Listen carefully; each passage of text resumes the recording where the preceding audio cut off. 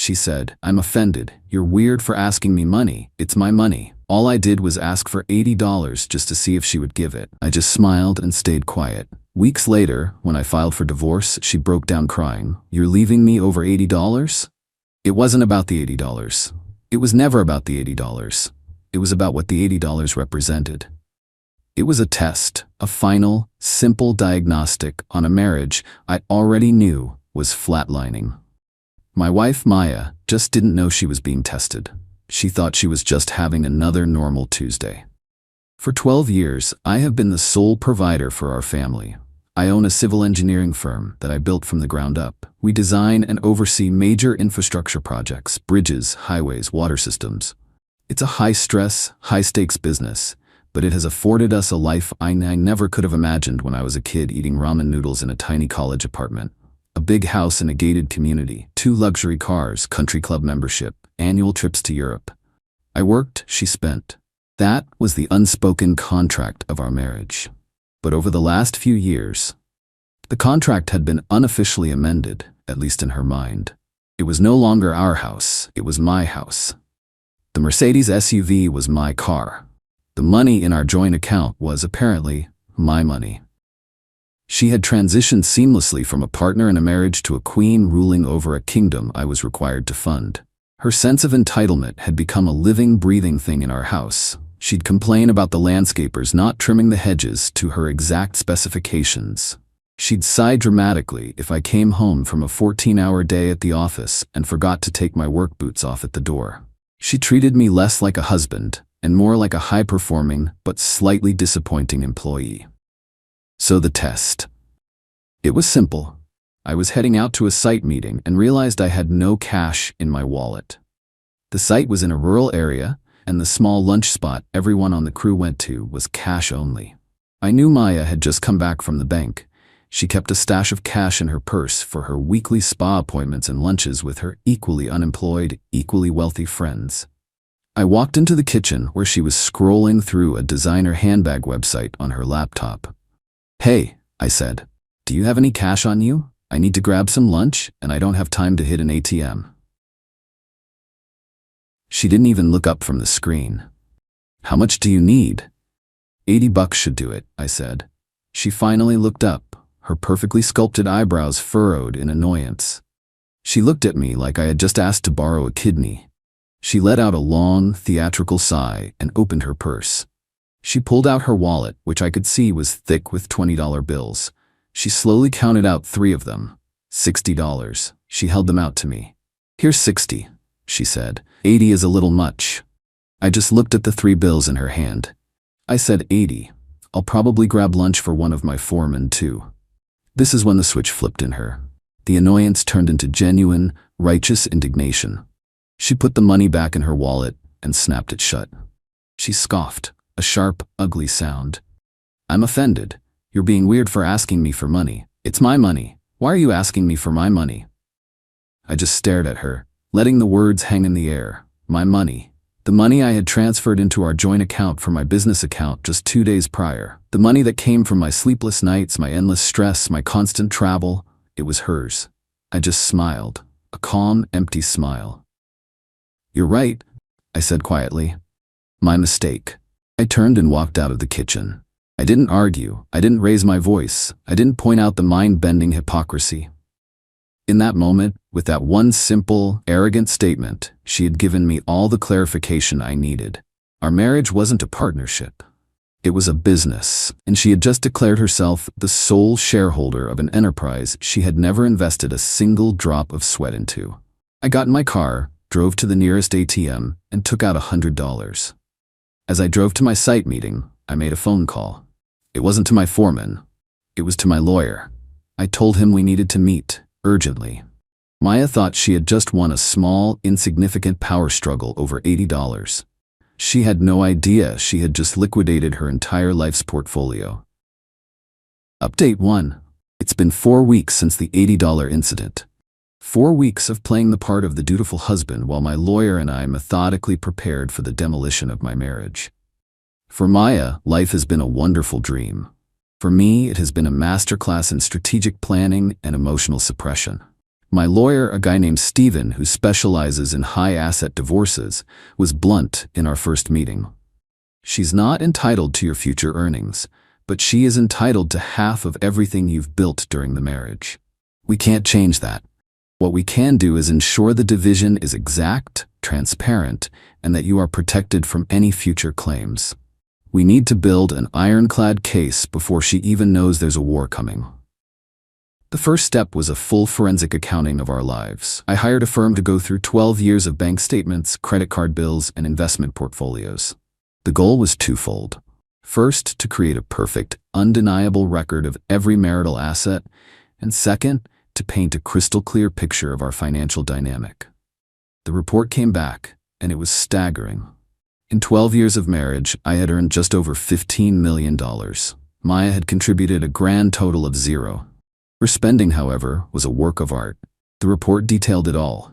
Hundreds of thousands on designer clothes and accessories, luxury vacations, spa treatments, country club fees, and what was listed as household expenses, which included a $10,000 set of dining chairs she had bought and then decided she didn't like. The document was a monument to her life of consequence-free consumption. While the accountants were working, Steven and I were building the legal framework. We drafted the divorce petition and a proposed settlement. We were going to offer her exactly what the law dictated: 50% of the net marital assets. This included half the value of the house, half of the investment accounts, and half of my retirement funds. It was a generous multi-million-dollar offer. But it came with a very important condition: a complete and total waiver of any future alimony or spousal support. Steven was confident that given the size of the settlement and the clear evidence of my being the sole provider, a judge would see this as more than fair. The hardest part was the business. My engineering firm was my life's work. Under the law, the value of the business had grown during the marriage, and she was technically entitled to a share of that growth. This is where Steven earned his exorbitant fees. We had the business professionally evaluated. Then, we structured the settlement offer in a way that would be almost impossible for her to refuse. We would buy out her share of the business.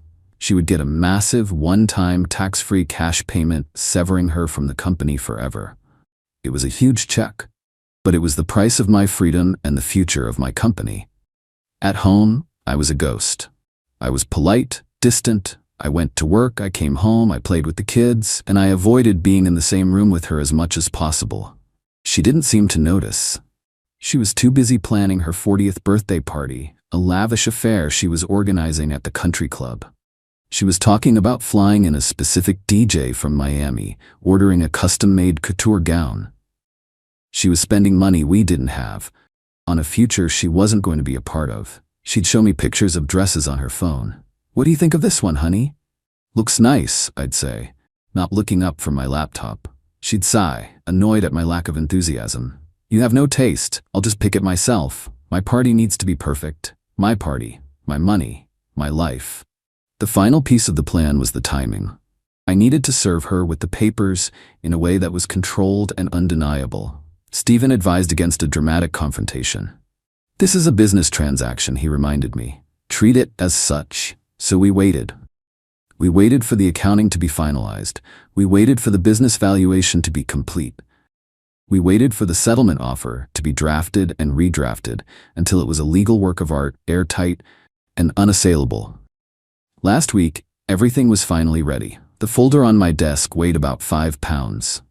It was the complete story of our marriage, told in numbers and legal clauses. Maya's birthday is tomorrow. She thinks she's getting a party, a new dress, and probably a new car. She has no idea. The party has been paid for with a deposit from our joint account, the last major expense that will ever come out of it. I've arranged for a process server to be at the country club tomorrow night. He will be posing as a club employee, delivering a special birthday message. She wanted me to learn that her money was her money. Tomorrow night, she's going to get the lesson of her life. She's going to learn the difference between her money and an actual income. And she's going to learn it in front of all the friends she's been trying so hard to impress. Final update. The party was exactly as tasteless and extravagant as I knew it would be. A massive ballroom draped in white fabric, a 5-piece band, an ice sculpture of her initials. Maya was in her element, floating through the room in a silver gown that probably cost more than my first year of college tuition. She was the queen, surrounded by her court of sycophants, all of them drinking my champagne and eating my food. I played my part. I mingled. I smiled. I shook hands with her friends' husbands, all of whom looked as bored and trapped as I felt. I made a short, polite speech, toasting my wonderful, incredible wife. She beamed at me from across the room, lapping up the public display of adoration, completely oblivious. The process server, a discreet man in a club uniform, made his move at exactly 9 p.m., right after the cake was cut. He approached our table with a single, long-stemmed rose and a thick, cream-colored envelope. "A special delivery for the birthday girl," he said with a professional smile. Maya was delighted. She probably thought it was a surprise from one of her friends, or maybe even a bonus gift from me. She took the envelope, a look of smug satisfaction on her face. She opened it, expecting a card, maybe a check. I watched her face as she pulled out the top page. I saw the moment her eyes scanned the heading, "Petition for Dissolution of Marriage." The change was instantaneous and total. The color drained from her face, the smug smile evaporated, replaced by a slack-jawed look of pure, uncomprehending shock. Her hands started to shake. She looked at me, her eyes wide with panic and confusion. I didn't say a word. I just took a calm sip of my wine, held her gaze, and gave her a small, slow nod. Yes, this is real. Her friends started to notice something was wrong. "What is it, Maya? What's wrong?" one of them asked. She couldn't speak. She just kept staring at the papers, then at me. She was trapped. She couldn't scream. She couldn't make a scene. She was in a room full of people she had spent years trying to impress. Her perfect party was turning into her worst nightmare. I stood up. "If you'll all excuse me," I said to the table, "I think my wife and I have some things to discuss. Please enjoy the rest of the evening. It's all been taken care of." I walked out of that ballroom without looking back. I was home, sitting in my study with a glass of scotch when she finally arrived an hour later. She stormed in, the divorce papers clutched in her hand, her face a mess of running mascara and rage. "What is this?" she screamed, throwing the papers on my desk. "This is insane. You can't do this." "It's done, Maya," I said quietly. "It's a business transaction. Your lawyer will be in touch with mine." That's when the tears started. Not sad tears. The angry, frustrated tears of a child who has just had their favorite toy taken away. "You're leaving me? Over $80? She sobbed, finally landing on the one thing she could process. I almost laughed. "No, Maya," I said, leaning back in my chair. "I'm not leaving you over $80. I'm leaving you because of what the $80 revealed. It revealed that for the past 12 years, you've seen me as a corporation, not a husband. You've treated our marriage like a hostile takeover of my assets. The $80 was just you finally saying the quiet part out loud. It's my money." She started to argue, to deny, but I held up a hand. "It doesn't matter anymore. What does matter is your financial future.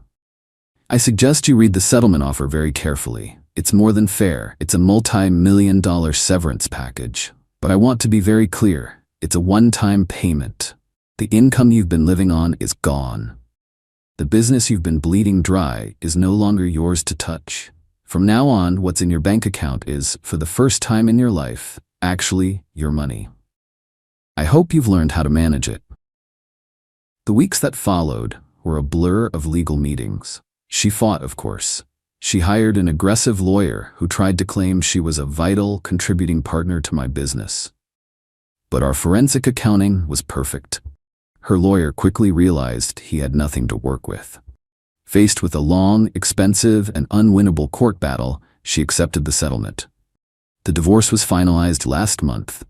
She got the house, which she immediately had to put on the market because she couldn't afford the property taxes and upkeep. She got a massive cash settlement, but I know her spending habits. A few $1,000,000 will disappear a lot faster than she thinks. I see her around town sometimes, driving a much more modest car. Her glamorous friends seem to have vanished. She looks smaller. We share custody of the kids, and I make sure they have everything they need. Their lives, I have guaranteed, will not be impacted. The other day, my son told me that she had to sell her favorite designer handbag to pay for a plumbing repair at her new, much smaller rented condo. He said she cried about it for a day. It wasn't about the $80. It was about the slow, painful realization that money you don't earn is a privilege, not a right, and her privileges had just been revoked, permanently.